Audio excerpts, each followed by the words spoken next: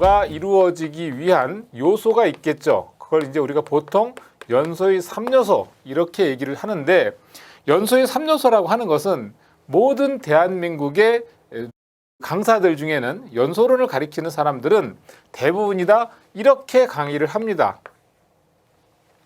가산점이라고 강의를 하죠. 가산점. 우리 공부 좀 잘하면 받을 수 있는 가산점. 자, 여기서 말하는 가산점의 가는 뭐냐 하면 가연성 물질을 말하는 거예요. 일단 탈 수 있는 물질이 있어야 연소 반응이 생기겠죠. 자, 그 다음에 산이라고 하는 것은 바로 산소 공급원을 의미하는 겁니다. 산소 공급원. 산소 공급원 하게 되면 우리가 보통 이제 산소라고 많이 알고 있지만 산소 외에도 산소 역할을 할 수 있는 조연성 물질 같은 것들을 말하는 거예요. 그래서 여기서 말하는 조연성 물질, 그리고 이외에 또 산화제라든가 또는 주기율표상 7적 원소에 나오는 플로린이라든가 염소가스 같은 것들이 바로 산소 공급원, 산소 역할을 할 수 있는 것들이 되는 거고요. 자, 그 다음에 마지막으로 점화원. 이 말은 다른 말로 하면 바로 열원이 되겠습니다. 그래서 보통 이렇게 연소의 3요소 하면 가연성 물질, 산소 공급원, 점화원, 이렇게 세 가지로 암기를 하시면 되고요. 여기에 만약에 좀 추가가 된다고 하면 연소의 4요소, 그러면 그건 이제 연쇄 반응이라고 하는 게 들어오게 됩니다. 연쇄 반응은 라디칼의 생성으로 인해서 연소가 지속되도록 하는 그런 시스템을 말하는 것인데, 일단은 연소의 3요소 하면 이렇게 세 가지만 얘기하시고 연소의 4요소 그러면 연쇄 반응까지 생각하시면 됩니다. 그래서 간혹 시험에서 다음 중 연소의 3요소가 아닌 것은 하고 물어보는 경우가 있거든요. 그렇게 해서 1번, 2번, 3번, 4번 이렇게 물어본다면 4번의 연쇄 반응을 여러분들이 선택할 수 있어야 됩니다. 자, 우리 교재상 또 보시면 온도에 따라서 불꽃의 색상을 표해서 간단하게 나타내고 있는데, 이 경우는 불꽃의 온도가 몇 도일 때 불꽃의 색깔은 무엇이냐라는 걸 시험에서 간혹 물어보기도 합니다. 그래서 이 중에서 500도 하게 되면 적열 상태가 되겠고요. 그 다음에 700도가 되면 암적색, 그러니까 어두운 붉은색이라고 생각하시면 됩니다. 자, 850도 하면 적색이 되겠고요. 950도 하면 휘적색. 여기서 말하는 휘라는 것은 밝을 휘자예요. 그러니까 밝은 붉은색을 말하는 것이고요.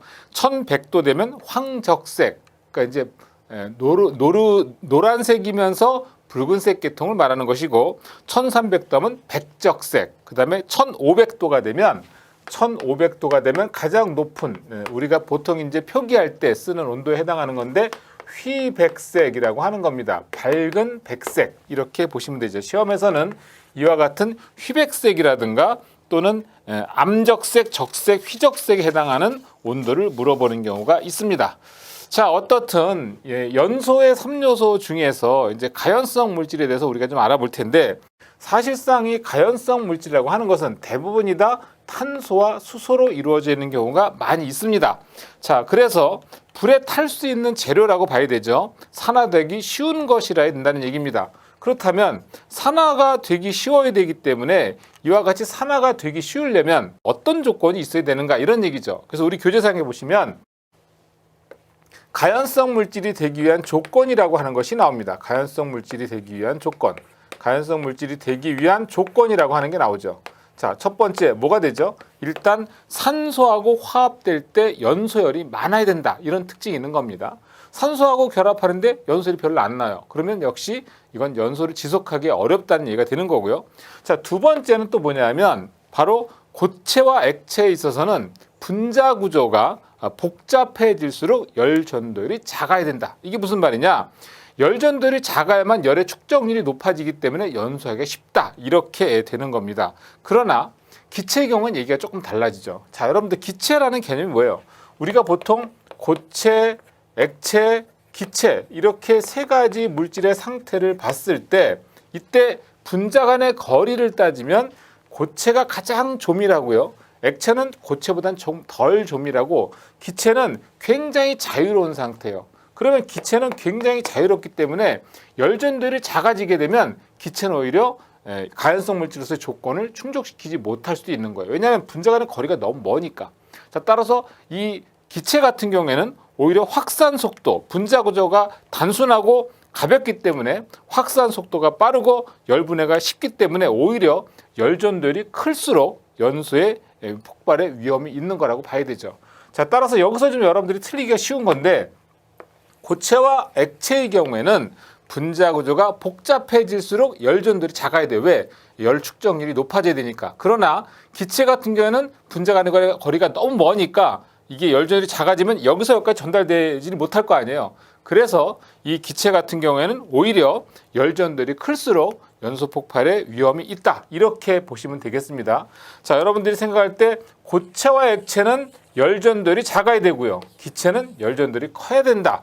이렇게 구분해서 기억을 하시면 좋을 것 같습니다.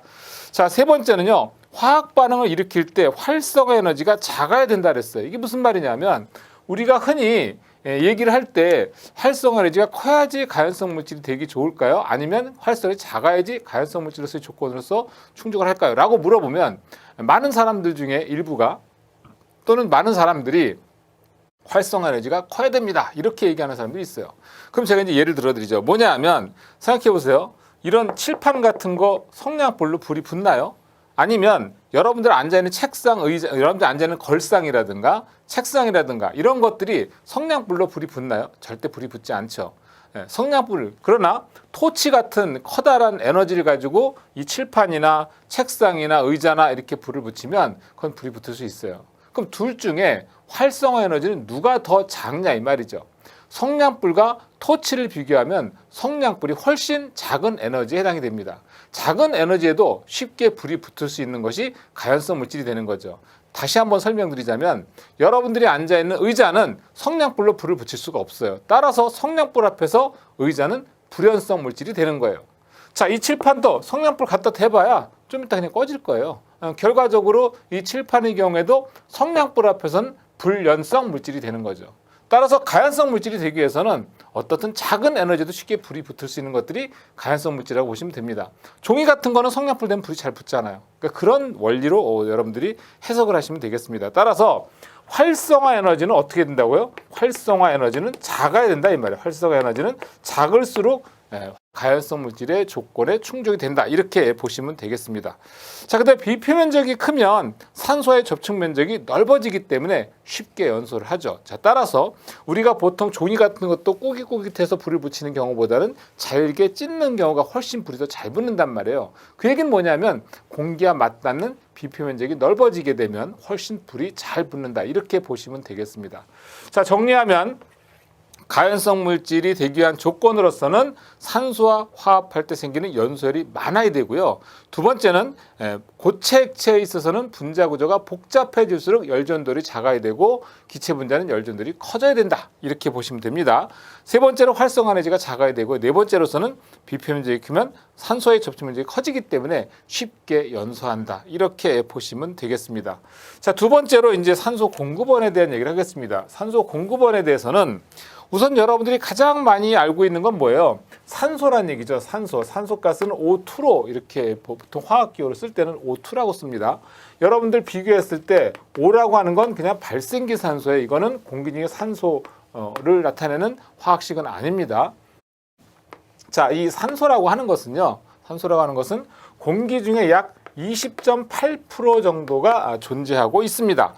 물론 이게 우리가 보통 이제 21%라고 얘기를 하는데 이런 산소도 역시 연소의 조건에 해당이 되고요. 이거 말고도 산소의 역할을 할 수 있는 것들이 있어요. 산소의 역할을 할 수 있는 것.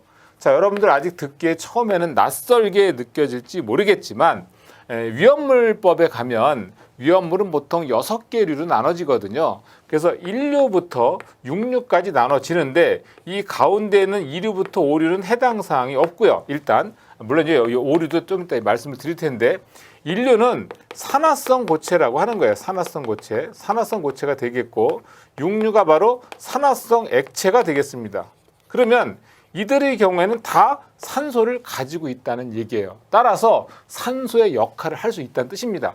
그래서 산소의 역할을 할 수 있는 1류 산화성 고체나 6류 산화성 액체는 역시 산소 공급원이 될 수 있습니다. 아직 첫 시간이기 때문에 왜 이게 산소 역할을 하죠? 라고 궁금해할 수 있습니다. 뒤에 가면 위험물 안전관리 파트에서 좀 더 자세하게 설명을 하니까 일단은 아, 얘네들은 산소 역할을 할 수 있는 것들이다. 이렇게 일단 생각을 해주시기 바랍니다. 자, 그 다음에 여기 이제 중간에 오류라고 있는데, 오류는요, 자기 반응성 물질이라고 해요. 이 경우도 역시 산소를 포함하고 있습니다. 그래서 이 경우도 역시 산소 공급원 역할을 한다. 이렇게 보시면 돼요.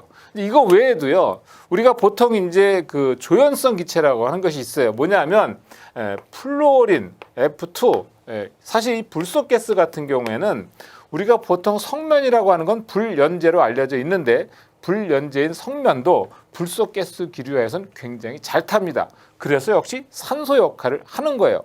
이거 외에도 염소가스도 그렇고요. 또는 아산화질소라고 하는 것들, 이런 것들이 전부 다 산소 공급원 역할을 합니다. 그러니까 산소는 아니지만 산소와 같은 역할을 한다. 이렇게 생각하시면 됩니다. 자, 그 다음에 이제 점화원이 되겠습니다. 점화원. 점화원의 경우에는 어떤 물질이 발화하는 데 있어서 필요한 최소 에너지를 제공할 수 있는 그런 것들을 말하는 거예요. 예를 들면 정전기라든가 화기라든가 전기라든가 또는 마찰 여러분들 손을 한번 막 비벼 보세요. 열이 나잖아요. 그런 열로도 역시 점화원이 될 수 있다는 얘기고, 커다란 충격 이런 것도 역시 점화원이 될 수 있다는 거죠. 자, 여러분들 그게 잘 와닿지 않는다면 아마도 예전에 원시인들이 불을 만들 때는 부싯돌을 가지고 불을 만들었잖아요. 마찰을 시켰단 말이에요. 그런 마찰도 역시 점화원이 될 수 있다는 얘기고, 우리 교재에 보면 그 밖에도 여러 가지 산화열이나 화염이나 고열물, 용접화염 등등 해서 점화원이 될 수 있는 것들은 많이 있습니다. 자, 이렇게 해서 점화원까지 한번 정리를 해보도록 하고요. 그 다음에 이제 연소의 반응인데, 물론 이건 나중에 다시 한번 또 설명을 드리겠지만, 모든 연소 같은 경우는 중간 생성물이라는 게 있어요. 그래서 그 중간체라고 하는 건데 자유 라디칼이라고 하는 겁니다. 이게 이제 연소를 촉진시키는 거거든요. 그래서 이런 그 중간 생성물을 만약에 제거하게 되면 또 역시 소화가 될 수 있는 겁니다. 그건 나중에 소화 시간에 다시 한번 또 말씀을 드릴게요. 어떻든 중요한 거. 자, 이 시간에는 연소의 3요소 좀 기억하도록 하고요. 연소의 3요소 첫 번째는 가연성 물질, 두 번째는 산소 공급원, 세 번째는 점화원, 그 다음에 마지막으로 4요소, 그러면 연소의 반응까지 생각하셔야 되는 겁니다. 이렇게 해서 우리가 이제 보통 연소라는 개념하고 연소의 3요소라는 개념을 설명을 드렸어요.